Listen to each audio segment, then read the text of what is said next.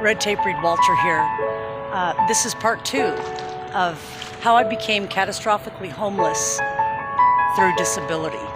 So it took attorneys that I acquired 3 attempts to get disability for me. When I did get disability, it was just the minimum Medicaid because I was in a coma and actually woke up. I still had a week left, and I called to get my benefits, and they said that it had to go before a law judge, and so I did not get my benefits. So at any rate, I finally got minimal amount, and this took years. And then I got into an apartment, and I was excited about actually being in one place and being stable and being able to really just keep myself afloat. And that lasted about a year.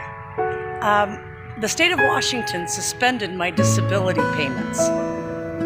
And I ended up living in my SUV. I gave my furniture and my treasures to one of my daughters.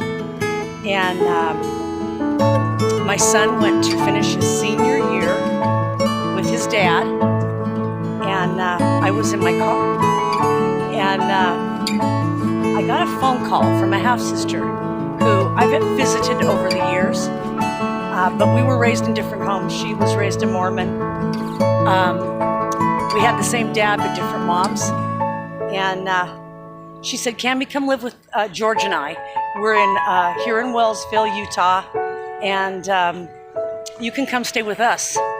And besides," she said, I'm opening up a mercantile/restaurant, and you can help me decorate, and it'll be good, and for both of us. And by the way, somebody I know not far from where you live needs a vehicle. So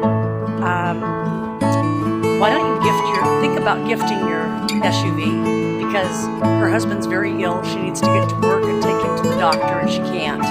So I thought about it, and I decided to go with that, and I gifted my vehicle, and my sister made sure I got to her house in Wellsville, and we did tackle that mercantile/restaurant.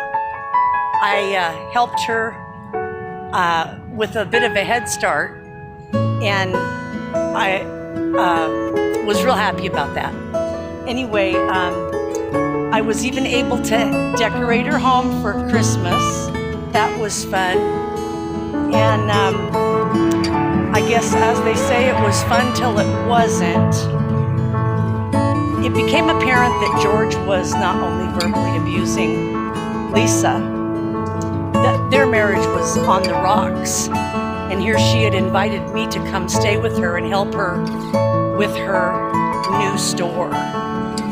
And so she was in a real precarious position.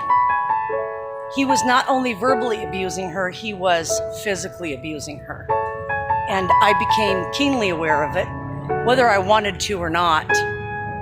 It was heard throughout the 3-story beautiful home they have. And so I had made the decision to talk to my half-sister, and I encouraged her to talk to the ladies in her church. I felt that they could help her and be comforting to her and offer her wisdom. That was a mistake, because not long after that I was given an hour to pack my belongings, and I was taken to a place called the Lantern House in Ogden, Utah.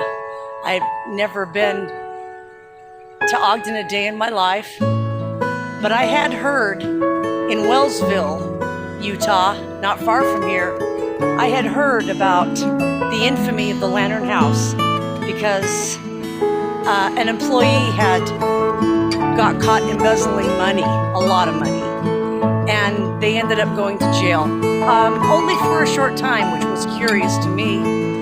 Anyway, and the death rate of the homeless people in and around and near the Lantern House was talk for miles around.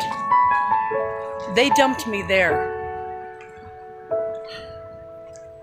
That's the beginning of chapter 3 of this major misadventure.